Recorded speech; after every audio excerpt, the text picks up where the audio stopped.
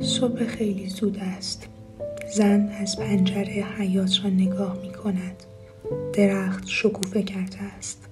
زن چند تنه موی سفید را از پیشانی پس می زند. 41مین بار است که شکوفه کردن درخت را می بیند. روبروی پنجره می ایستد. پیراهن خواب سفید و کلفتش آستین بلند است و یقه بسته. با این حال کمی سردش است. باد شکوفه ها را تکان می دهد.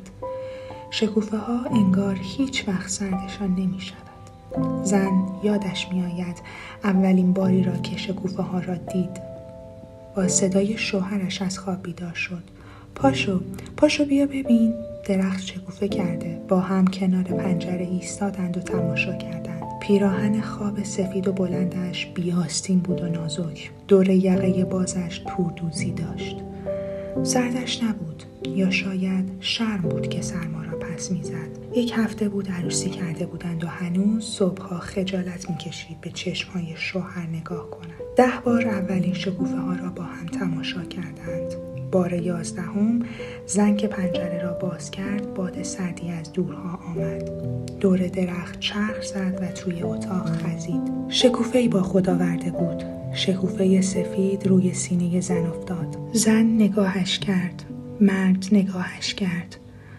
نوزاد در آغوش زن آرام خوابیده بود. مرد انگشتش را روی صورت بچه کشید که نرم بود و کرک زردی داشت. گفت درست مثل هلو. زن خندید.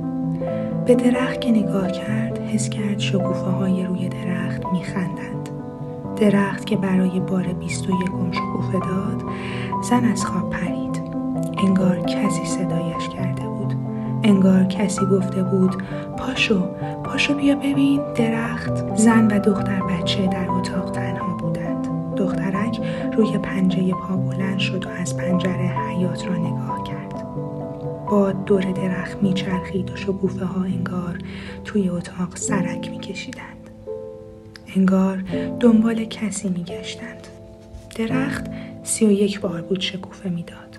درخت خستگی سرش نمیشد. زن پنجره را باز کرد. دست دراز کرد و شکوفه چید.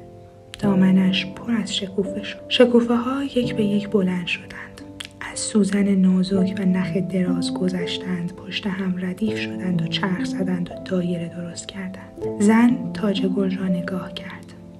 دختر جوان تاج گل را بر سر گذاشت و چرخید طرف آینه. خندید. لباسش بلند بود و سفید. سر آستین ها و دور یقه‌اش تور و مروارید داشتند.